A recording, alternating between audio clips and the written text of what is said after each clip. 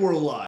Welcome to another edition of In the Dugout. Today, I'm going to be your guest host. I'm Larry the Liberty Guy, and normally I'm behind the scenes. But today, Sten's on vacation, a working vacation, and I just want to say three cheers to Sten for two reasons. One, not only letting me guest host, but also it's his birthday this weekend. So, very happy birthday, Sten. Hope you have a great weekend and a great time while you're away. Hopefully, you're not working too hard and you're enjoying yourself. So, we're going to be doing things a little bit differently today because I'm going to be guest hosting, but I'm going to be following the very best of the In the Dugout traditions. First up, I want to introduce you guys to my cap. Let me get this on. It says right there, AF, America's Future. So, what is America's future? Well, that's a great question. It's two things.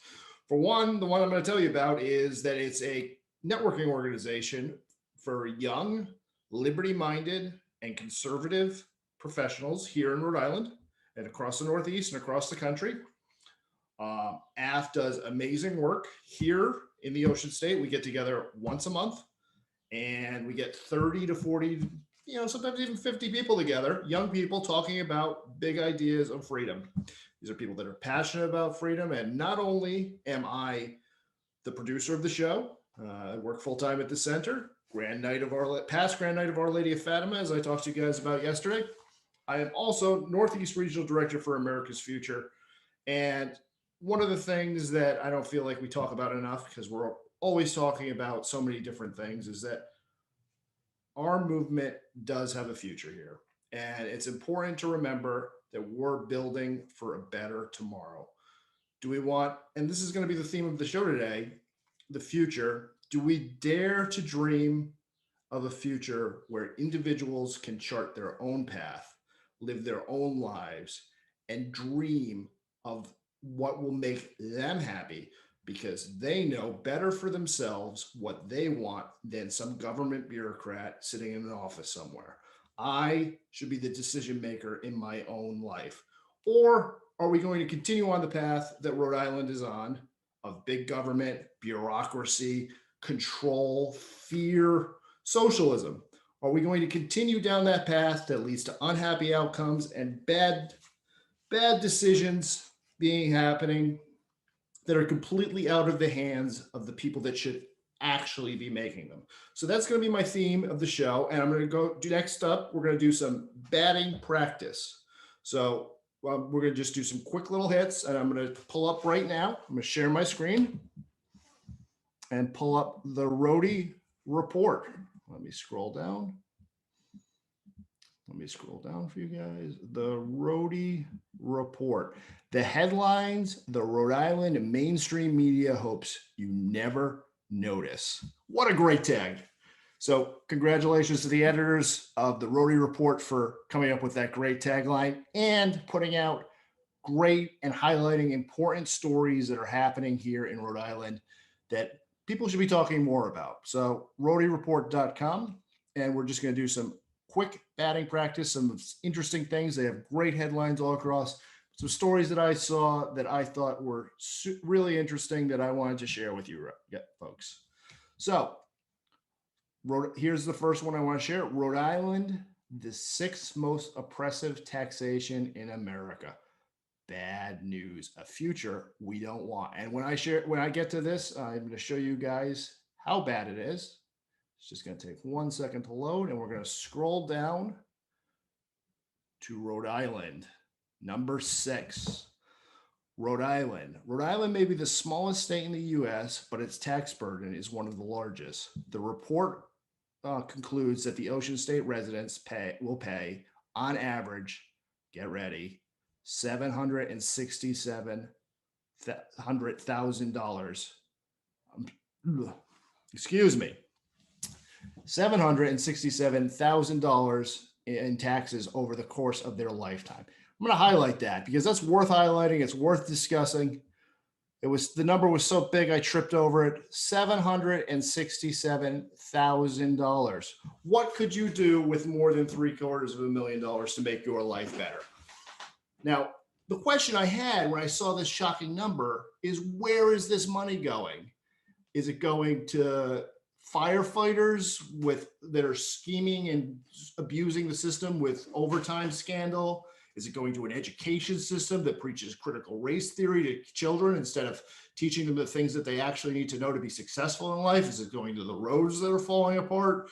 Is that money going to include the skyrocketing fuel price and taxes being added to that, corporate welfare that shows a few? Where is this money going to? Because it's not going to the services for me. I'm not getting that kind of services. And we could build a future where if we gave that money back to the people who earned it, who best know how to spend it, instead of giving out, $600 an extra a week in unemployment, $300, whatever we're at right now, instead of giving that money and handing it back, just leave it in the pockets of the people who earn it. Instead of doing these big government programs, just let people keep their money and they know how to spend it the best. And that will be the real driving factor that could stimulate the economy and make things better and build the bright future that we all deserve. So next quick hit story, back to the Rhodey report. And this is a good story. That was a bad one, negative. So I'm going to be going back and forth. East Greenwich Cigar Shop now accepts cryptocurrency. And this is just a fun little story. It's about a shop taking their future into their own hands. And instead of, being subject to the whims of inflation that's happening for two reasons that we all know about. One, the massive amounts of stimulus that are happening, and two, for the massive amounts of money being printed. And this I'm gonna highlight the Regency Cigar Emporium right there. I've been to them. Great little shop, great place. They're taking their future in their own hands by now accepting cryptocurrency. They're opting out of the big government system, trying to find a solution for themselves. I think this is exciting to see an entrepreneur take this kind of action. So next story I want to share with you, back to the Rhodey report.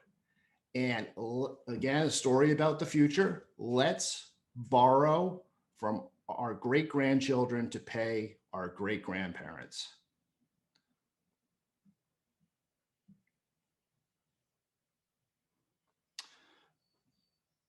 Bills advance Providence pension obligation bond idea with higher borrowing limit.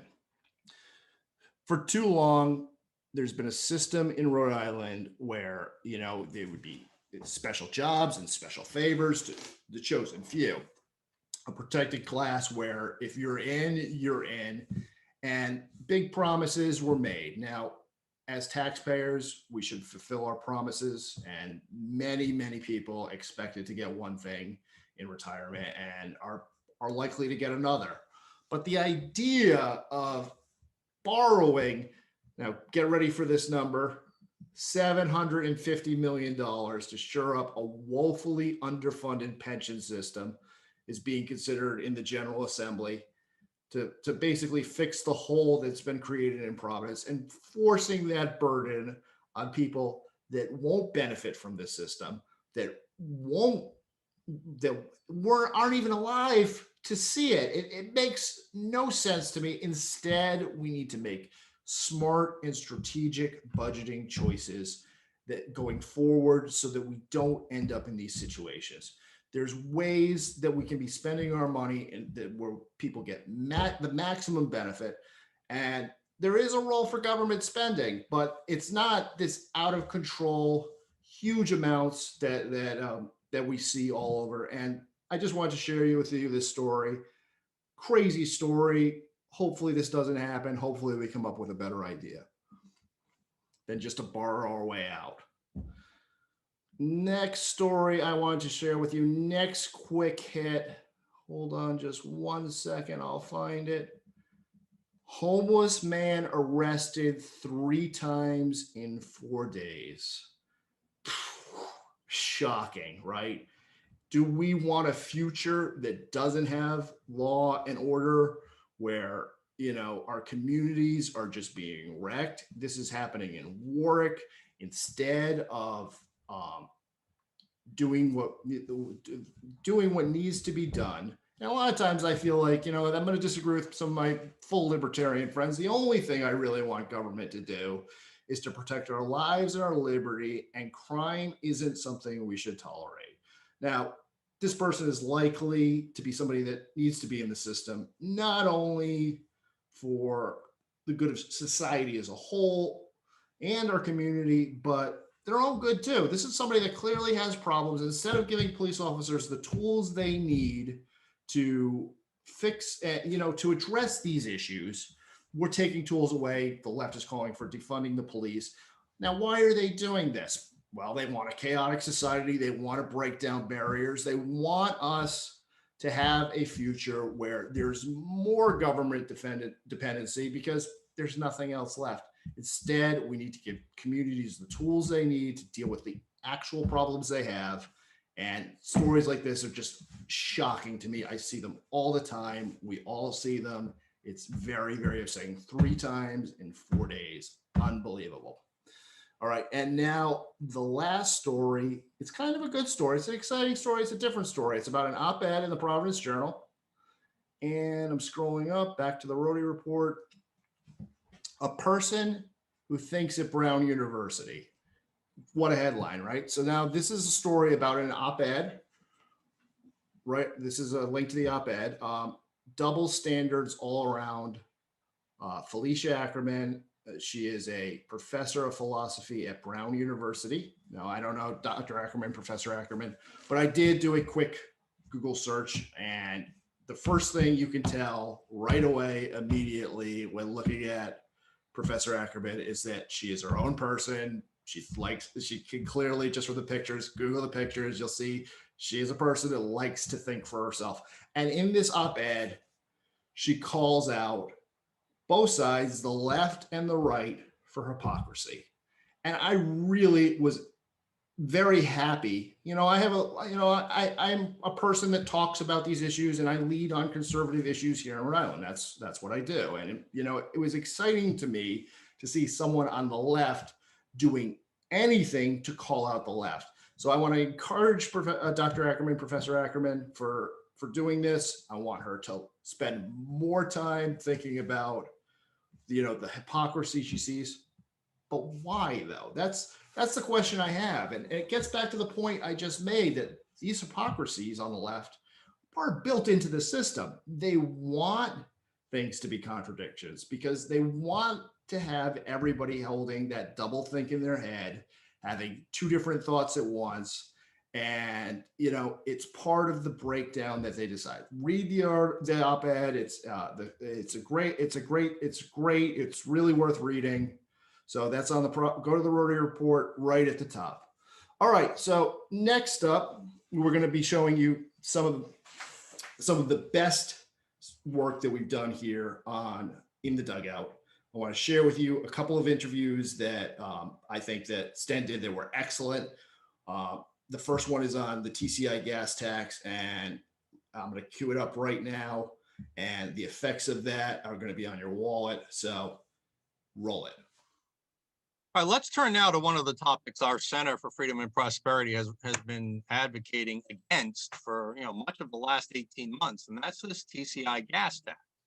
We're going to have a guest to talk about that in just a minute, but let's set the stage first. Already, because of the left's policies under Joe Biden, shutting down the pipeline, the assault on traditional fossil fuels that we know are coming, we're already seeing 70, 80% increase in gasoline. Part of that might be increased demand as the warmer weather in summer gets here, but still prices are way up compared to where they were before. The average price nationally was $2.20, now it's $3.04.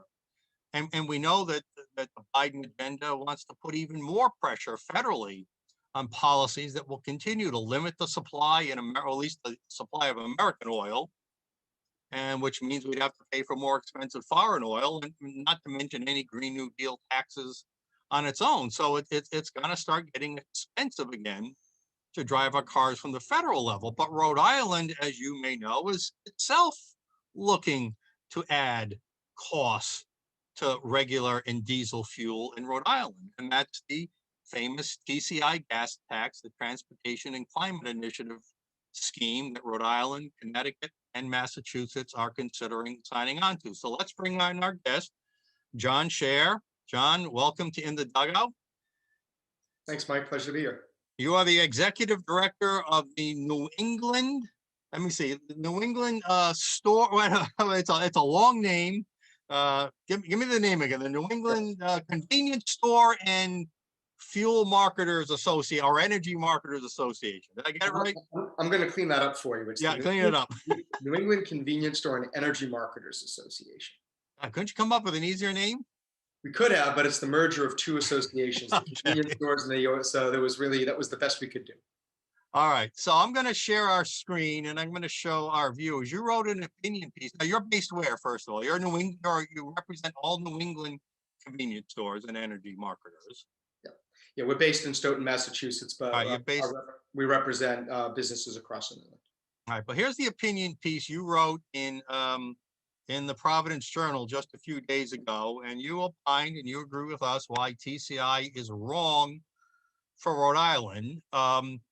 I'm sure it's also wrong for, so before we get to Rhode Island, tell me why it's wrong for your convenience store and energy marketers members.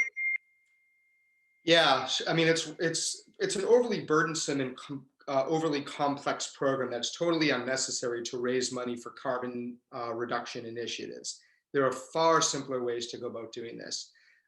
This program threatens to disrupt what is a hyper complex, highly efficient fuel distribution system that everyone depends on in one way or another. So what we're worried about is that the program will continue to put downward pressure on the number of gallons that can be sold in the state. But if consumption does not fall, or demand consumption does not fall with the allowance credits available, we're going to run into supply disruptions. No one knows the gasoline shortages, in other words. Yeah, exactly. And localized price spikes. No one understands the fuel. I've spent 20 years in fuel distribution in New England and the Mid-Atlantic.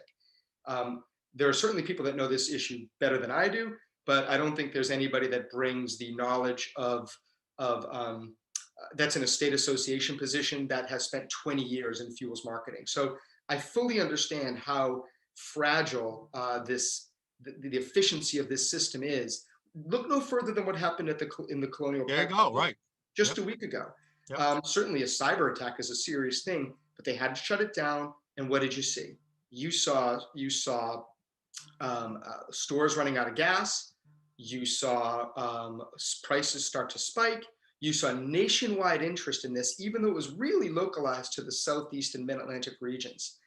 So it's just an indication of how fragile and sensitive this fuel distribution system is, and TCI really threatens that. And we've noted on this show many times, and in pieces in research we've written that these TCI proponents, which is really a cap and trade system that not only increases cost but limits supply. And again, it's the limiting of the supply. I think, as you said, that is the main problem. Is they're just going to make less gas available to motorists in Rhode Island.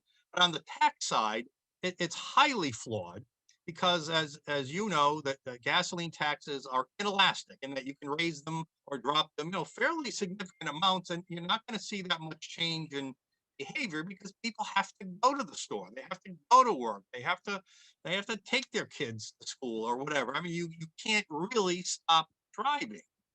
But they want to force you to by reducing the slides. And we know the tax component, they're saying they're only going to raise taxes 5 cents a year. That's ridiculous. It's not going to change any habit. It's not going to save any CO2 emissions. Right? I mean, aren't they just being dishonest with the people that by implementing this TCI gas tax that's somehow going to save the environment? I think they're being clever. And there's a lot to it. You're right. 5 cents is not going to change behavior. We've said that. And it's, first of all, this business of it being only 5 cents, it's not genuine. And here's why. Let me just briefly give you, these credits are going to be sold at auction. Some of the credits will, many of the credits will be sold at auction for a set price. But a lot of distributors aren't going to be able to get those credits at the auction. They're going to have to go out on the secondary market and buy them. I don't know what the secondary market price is going to be. It isn't going to be 5 cents. It isn't going to be what it was sold at auction for. So, and this is really interesting. And they could really inflate the gas Sure. price there, right, in that secondary market, right? It could go down. The point is I don't know. And for someone to say it's going to be only 5 cents, Yeah. that's just disingenuous. No one knows. And it could even be localized. One company that needs them might have to go out and get them and is going to pay through the nose, and they're going to pass that along. So the other And reason that they're being clever is by calling it a fee and not a tax, and that's Yeah. done intentionally. And the reason for that, and if you see it's very strongly worded about this is not a fee, this is not a tax, this is a fee. And the reason for that is taxes need to be voted on, fees don't. Yeah, And so the legislature will never need to take a vote on raising this right, cost, an unpopular vote, right, carbon reduction. right. And And we're so- handing authority to a bunch of third-party bureaucrats in Georgetown, DC, right, Washington, DC, who are going to do whatever the hell they want with the price, the cost, and the supply of these tokens, right? All right, so, remember, we're hearkening back right now, this colonial pipeline, harkened us back to gas shortages of the 1979s under Jimmy Carter. Well, this could accomplish the same thing. All right, let's switch it around and let's go hypothetical. Right now, only 3 states are on a fast path to implement this. The other original 10 or 11 jurisdictions kind of backed away. So this thing is losing popularity, but this is Charlie Baker's dream in Massachusetts. Governor Raimondo was one of the major proponents early on, and Connecticut is similarly. So they're the only 3 states talking about it. Let's, for the sake of argument, assume Rhode Island, we can save Rhode Island from this tax, and that Massachusetts and Connecticut goes ahead with it. Wouldn't the lower prices being able to be offered, gas prices in Rhode Island by convenience stores and other energy marketers, be a major competitive advantage? And wouldn't that lead to a massive flow of cross-border shopping for gasoline truckers, making sure they stop in Rhode Island? Wouldn't Rhode Island gain a major competitive advantage by not joining on to this TCI scheme? Absolutely. If Connecticut and Massachusetts participate, which would be shocking if either of those states chose to do it, just the 2 of them in DC. I mean, this thing was sold as a regional play. Right. 2 states plus DC is not a regional play. Even 3 states in DC is not a regional play. But back to your point, if Rhode Island was to choose not to participate, it would be enormously profitable for the state. Think about diesel trucks that can go hundreds of miles from, say, New York, leapfrog Connecticut, fuel in Rhode Island, and then continue up further north, or the other way south. They make a point of doing it, just like we make a point of stopping in New Hampshire some liquor on our way back from Maine, right? I think people probably have a certain stereotype of truck drivers in mind, but let me tell you something. These are sophisticated companies with highly sophisticated software programs that are able to determine where to buy fuel cheapest and actually project when to buy it. A lot of times these drivers aren't making these decisions on their own. They're being told. And we know this is true even when it comes to Rhode Island's trucker tolls. A lot of they're calculating, is it better to bypass Rhode Island altogether? So yes. I'll give you an anecdote too. So as I'm sure you know, Massachusetts in June of 2020 banned flavored tobacco. We saw all those sales migrate to New Hampshire and Rhode Island. Well, and when that happened, obviously those 2 states picked up all those tobacco sales, but the stores that we surveyed in New Hampshire and Rhode Island, the ones that benefited, not only did their tobacco sales go up naturally, their entire in-store sales went up. Right, all the ancillary purchases, right? We call that the market basket. And it stands to reason that the same thing would happen if Rhode Island had a lower fuel price consistently. And by the way, we're not talking just year 1 when it's nickel, because actually that would balance things out, because Rhode Island right now is a little bit higher than Mass on their excise tax. But over time, as Massachusetts and Connecticut continue to get more expensive, those South County and northern county states are going to just reap the benefits in a variety of ways. So there is an advantage we can gain if we put some critical thinking into this. All right, last question for you, and sort of related. The argument always goes here. with whether it's minimum wage, whether it's some other employer mandate. We have to keep pace with Connecticut and Massachusetts. We have to keep pace with them. It's so backwards thinking when you look at actual competitive advantages. So on behalf of your convenience store owners and energy marketeers in Rhode Island, would you say that they think it's in their competitive advantage to raise gas taxes to keep pace with Massachusetts and Connecticut? I think it's just convenient. You know, they want to raise the rev. You know, they want to reap more revenue, and if there's cover because the other states are doing it. I mean, look, if I put my cover is the proper word. That's right. Yeah. If I put myself in their shoes. When you say their shoes, you're talking about the government?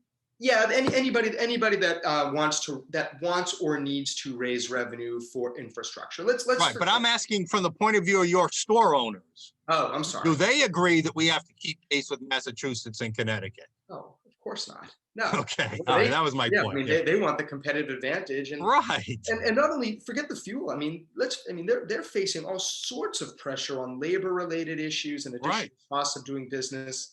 I don't have to tell you about the unemployment issue, federal unemployment dollars that have kept people from working. Yep. These are real issues that we deal with every single day.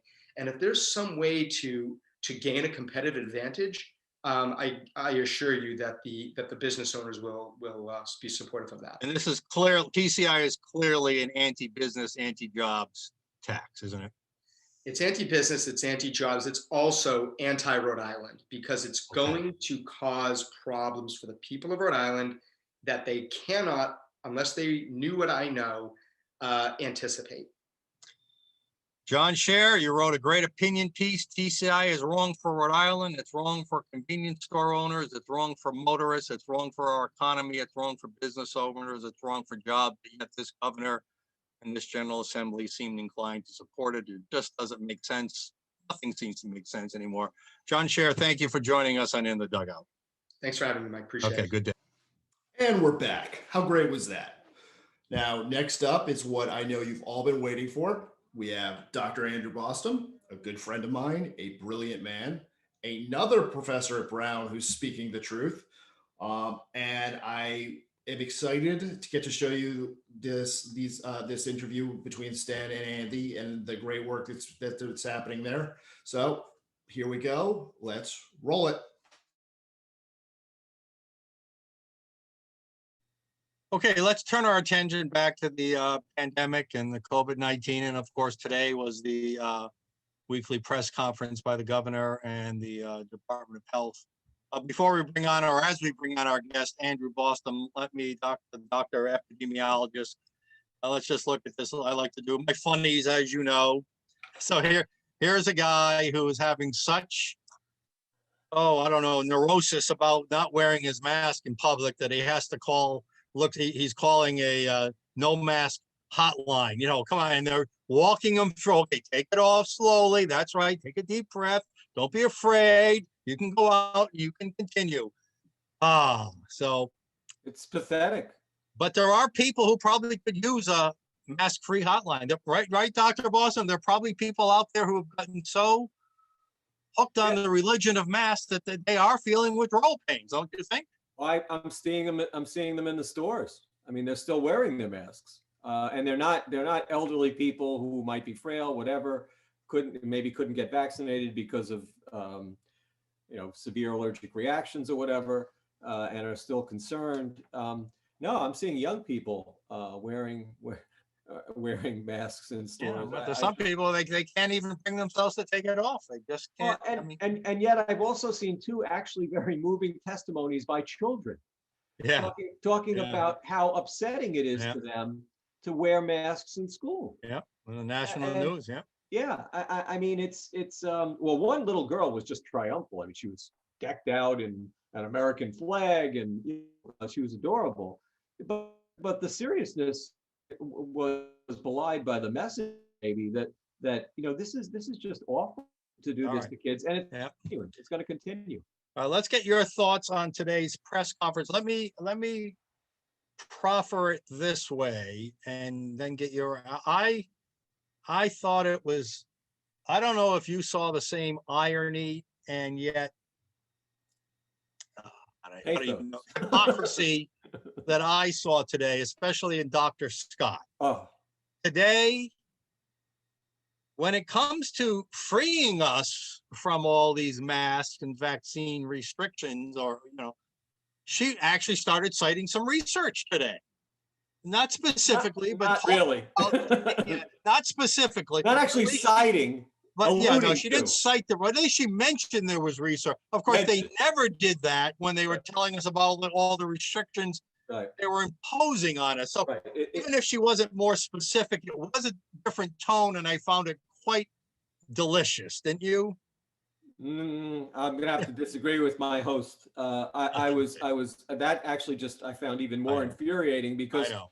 she's giving the imprimatur of quote unquote research without citing anything and describing anything. So to me, it was just more propaganda beyond the fact that the conclusions of what she was saying just are false. I mean, we have to say things that are true and things that are false. What she was saying was that naturally acquired immunity is inferior to vaccine-induced immunity. Yeah, and she was specifically saying it doesn't help against the variants. Yeah, and that's just untrue. What does the data show? The Yeah, what data does the data show the opposite. That in fact, both the real world clinical data and the laboratory data show that you have a more robust and flexible immunity post-infection than you might get from the vaccine. I mean, it's just, or at least it's equal, and it's probably more long lasting because there's been a lot of disappointment, particularly in older age groups who are most at risk, about the T cell response to the vaccines. All right, but let me drill down on that, because what she was saying, and as I understood it, you might have had an infection and built an immunity against the original strain of the virus, but that doesn't mean it's going to protect you. Yeah, against that specific variant strains. Is that is there any specific claim is false based on laboratory evidence. Wow. And, Okay. and based on epidemiologic evidence. Wow. Israel was beset by the B117 variant. A huge observational study, again, 188,000 people who went through the first wave, which clearly was not B117, and were followed through the second wave, which included a lot of B117. And out of 188,000 people, and again, this was an observational group compared to people who were vaccinated. Overall, they did as well, if not better, in terms of infection and major morbidity. When it came to mortality, there was one death in an 80-year-old. And again, this is the period of transition between the original, call it the Wuhan strain, and B117, which became predominant in Israel. So there's a huge observational study to show that. Huge. And then there's laboratory evidence which has shown pretty much the same sort of thing, but I always take that with a grain of salt until you can validate it with real out in the field. All right, now let me drill down even further on that. Thank you for that data. Like the vaccine, the vaccine say doesn't prevent you from, and 100% prevent you from, because there are those breakthrough cases from becoming potentially infected, but it largely protects you from becoming seriously ill or dying. Would you say that natural immunity is the same thing with Absolutely. the variants, that it might not stop you from catching the virus, the variant, but it certainly looks like it's very strong in preventing serious? Absolutely.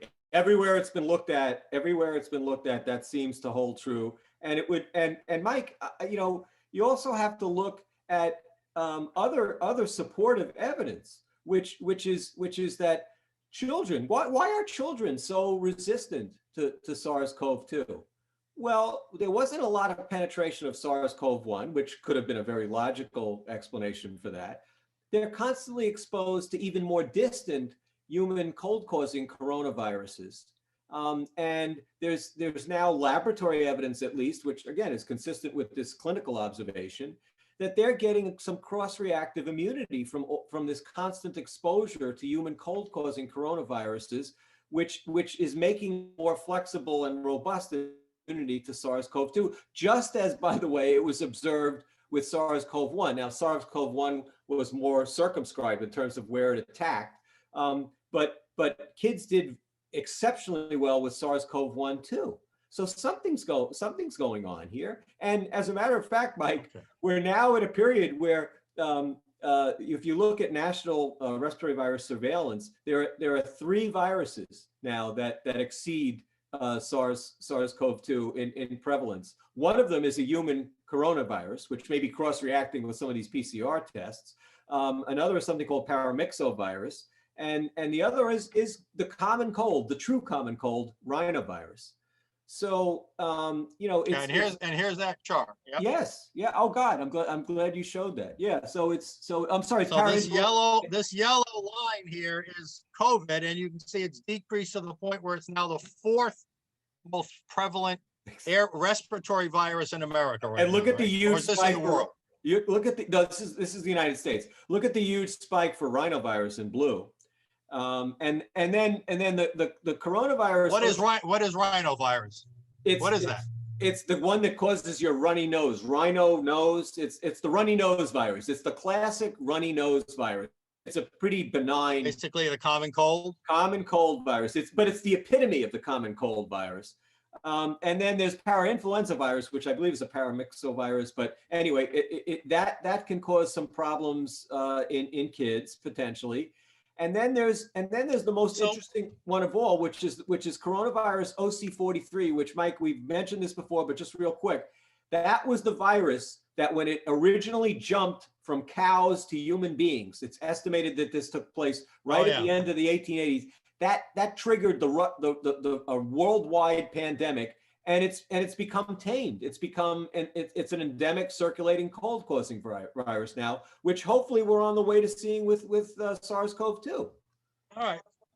So why do we have this inverse relationship between the rise of COVID and the fall of COVID, with the fall of other influenza and now the rise of those influenza? Right. Why is there an inverse relationship there? It doesn't seem to make practical sense to me. Well, the explanation has been, and it's just a theoretical explanation, is that there's actually competition between the viruses.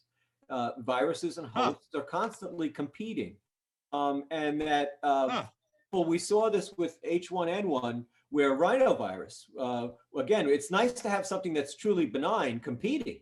Where rhinovirus actually might have blunted what they expected was going to be the second wave of H1N1 in 2009 to 10.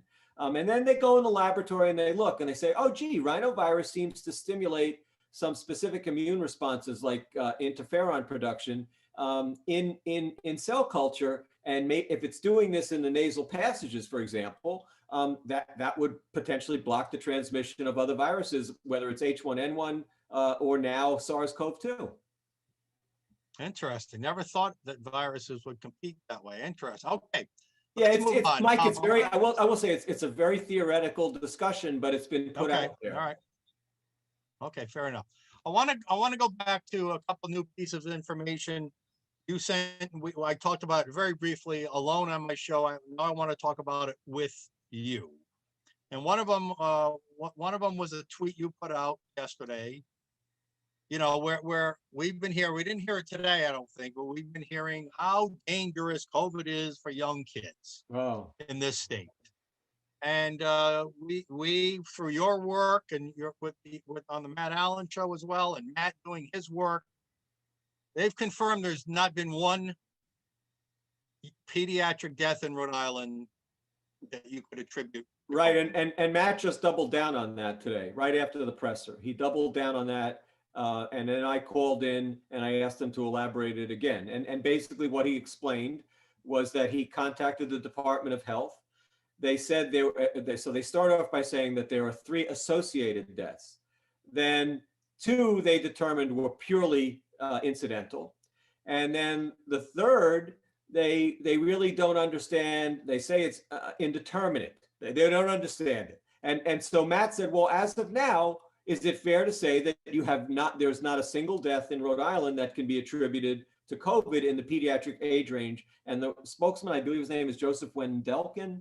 He said yes, that's a fair assessment. Now, Mike, there are Arkansas, Alaska, District of Columbia, Maine, New Hampshire, South Dakota, Vermont, Wyoming, in addition to Rhode Island, according to the American Academy of Pediatrics website, that have reported 0 deaths. Now, Rhode Island does not contribute all of its data to the American Academy of Pediatrics for whatever the reasons are.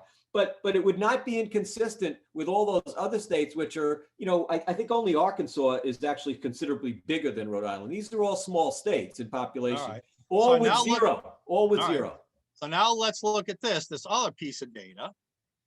I think these are national figures. The CDC admits that of the cases, hospitalization, supposedly of pediatric age kids, that maybe 40 to 45% of those were bogus. Okay, so let me tell you what you're looking at. You're looking at one of 2 studies, I believe. This is just the part of it cut off. But anyway, there were 2 studies just published in hospital pediatrics from major academic centers that deal with large pediatric populations. One was in California, the other, I believe, in New York. And what they found was that there is, in fact, this gross overcounting of admissions, and that by the time they go through the medical records and go through the histories and laboratory, these kids may have tested positive for SARS-CoV-2, but they were not the cause of their hospital admission. They had other much more predominant conditions which caused their admission. And this is very consistent with, there was this famous or infamous statement that Dr. Scott made back at the beginning in one of these unmasked, pressers that they had back then, where she said, well, I'll give you an example. If someone comes in with a sprained ankle, they could still be and they test positive, they could still be classified. So it's along the lines of that kind of evidence. Tara Granahan claims that she put out a tweet where she said that when they were doing their fundraiser last week at WPRI for Hasbro, that she was speaking to a pediatrician who said that the admissions, even though there were something like 100 admissions, there were no deaths. So we're getting, and I would say, based on these data, well, who's to say that 40 to 50% of those admissions weren't really COVID? They were just tested positive for COVID. Right. All right. So the bottom line to that is what we already knew was a minuscule risk to pediatric age children is probably even lower by another 40 to 50% risk because of this new data that came out. Well, and the other risk of adverse impact. In terms of hospitalizations, yes, that's maybe the new piece. What's really, to me, insidious is that I remember going through the slide presentations. It's a 2-step process for the EUA. So they grant the EUA, and then they have a vaccine committee at CDC, FDA, whatever, review the data and give or decide not to give their stamp of approval to the EUA. And the slide presentations, when they approved it, the Pfizer vaccine to go down to the 12 to 15 years old age range, was dominated by this discussion. They can't deal with mortality because the CDC data are signed and sealed in terms of, I think it was 6-fold higher mortality for H1N1 flu, over 1,200 deaths versus, by the time you winnow them out, maybe 200 deaths that are true COVID deaths nationally. And because the CDC itself has said 35% of those deaths are bogus. There's no causal pathway. So they can't present you mortality data because they know, and they know it's not even just H1N1, seasonal flu. So what they said was that, oh, wow, we're tracking at more hospitalizations for COVID-19 than even the 2009 to 2010 H1N1 pandemic. And it's a completely illegitimate comparison because those hospitalizations We were in a different era. It was a clinical case Those were scenario. those were clearly flu Those were cases. based on clinical criteria, and then you test to see if the person was, if the child was positive. Yeah. Not this mass testing, Apples to oranges. Yeah, apples to oranges. Exactly. It's a completely bogus comparison. And that's All why the publication of these papers, there were companion papers, Mike, in the same issue of Hospital Pediatrics showing the same thing. This is very important. So suffice it to say, it is very important that as we advised on our private, and I'm going to play a clip here in just a second. Sure. From Tuesday night's webinar. And again, thank you for your time and great advice, you and Dr. Michelle Cretella that night. The parents really appreciated it. So many parents said, everybody's got to hear this, not just us, 3 dozen on this call, on this webinar. And we are going to be putting it out Tuesday. Good. And I've already informed everybody in the Dugout next Tuesday, we'll feature that full 90-minute webinar. But so this just gives these data we just looked at, gives more validity to the recommendation that you and Dr. Cretella both believe that there's more risk in this case to the vaccine for young children or healthy teens, even college-age kids, than there is of the virus itself. But well, Mike, I actually quantified it. You going through the vaccine adverse event reporting system and culling out the garbage, because there is garbage in there. Yeah, you cited the data. Yeah, and comparing it to CDC estimates of risk. Particularly, I used, since the EUA since the only data they really had in the database was really 15, 16, and 17-year-olds. I used those data to estimate what the rate of real events. They'll watch it on the webinar. You did. You always back up your claims. All right. But Mike, I missed something. And this, I wonder if Larry got this slide. Maybe we could even show it.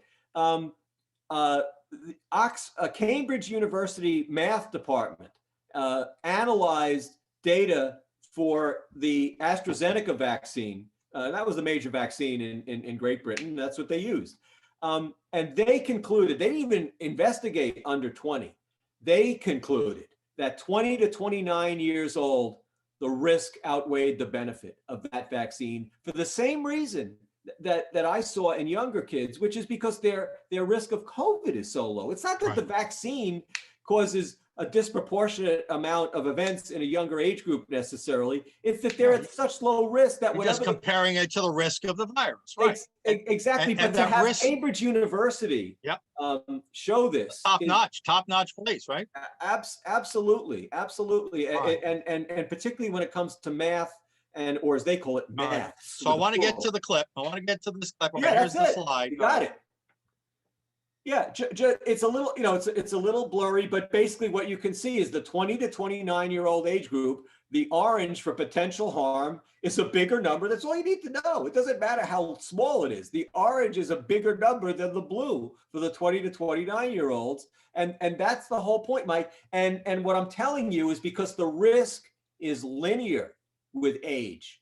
If it's already excessive in terms of the 20 to 29 years old, it's only going to get worse below 20. It's only going to get worse. So with that in mind, that the risk would even be lower of the virus, and that risk benefit with the vaccine would be even lower for college age kids. The University of Rhode Island, along with all the colleges, are now requiring students to be vaccinated to come back on campus. Let's play a clip from our Tuesday night webinar. Even if they've been infected before, Mike. Even if they've been infected.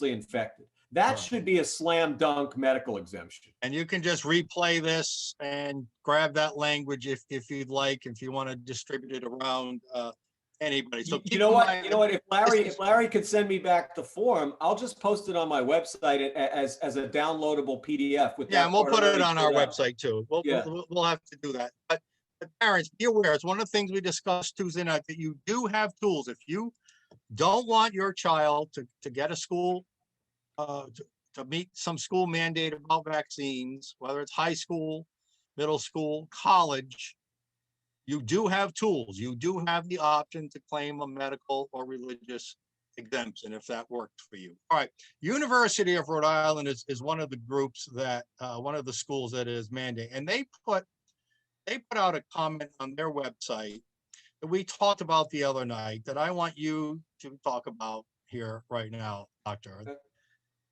So this is actually, I pulled this from the University of Rhode Island website. While receiving the vaccine is an important public health measure, it does not replace the essentials of mask wearing, hand washing, social distancing, staying home when sick, blah, blah, blah, blah. What say you to that?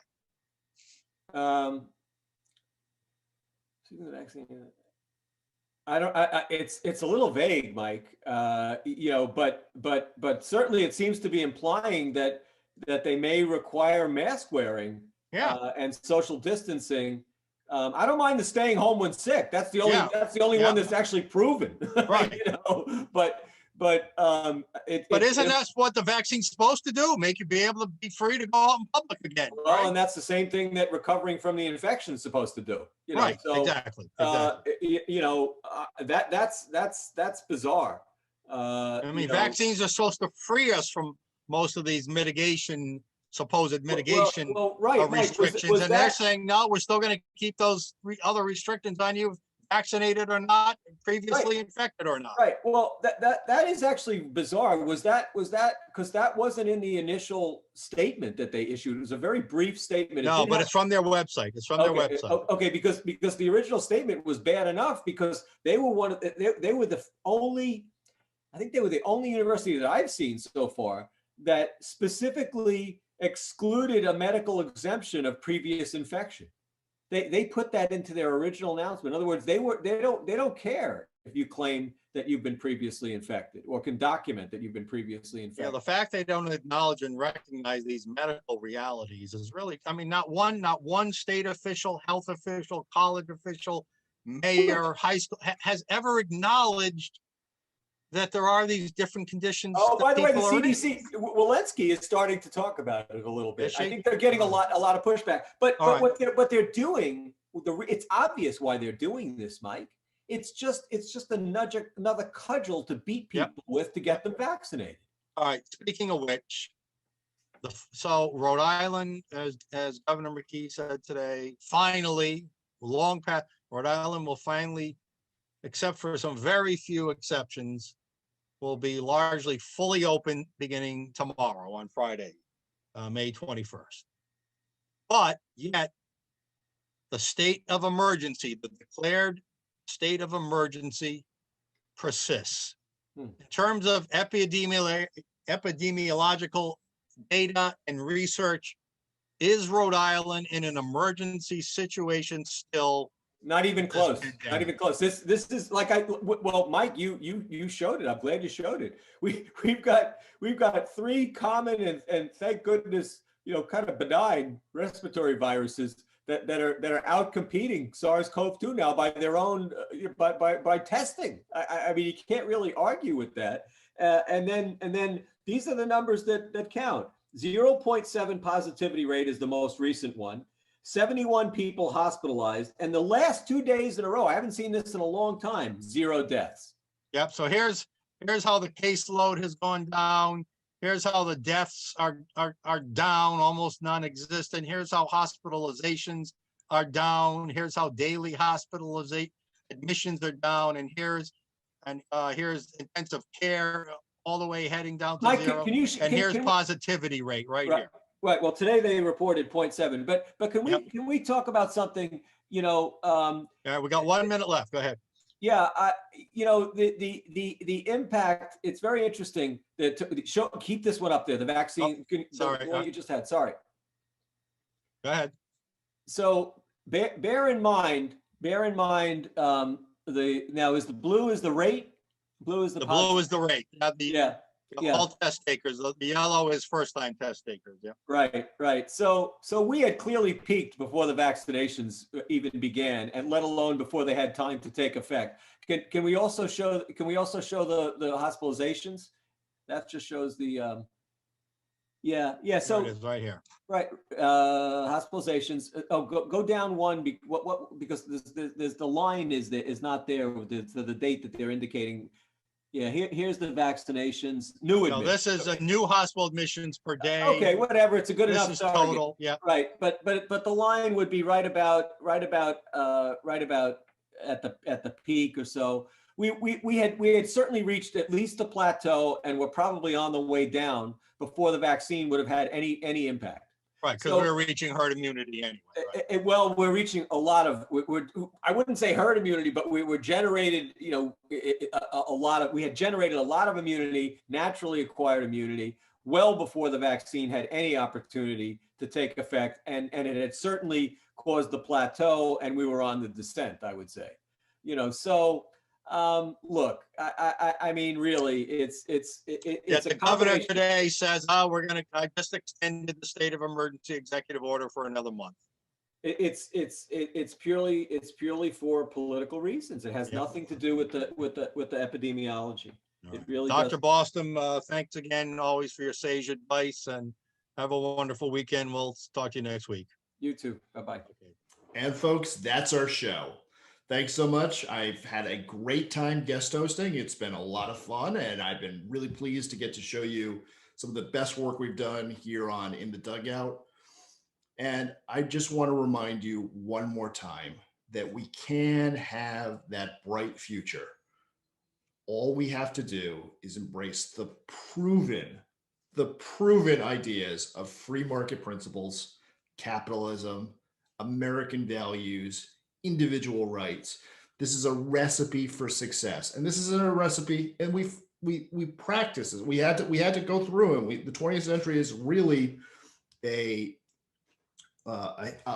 great experiment, a terrible experiment in many ways, between the ideas of socialism, communism on one side, and capitalism and individual liberty on the other. And individual liberty won. We know what kind of future that we deserve to have. We have the answers. So thanks for watching. Next week, I'm going to be back behind the scenes. I'll be popping up every once in a while. I'm looking forward to having Sten back, and thank you for watching In the Dugout.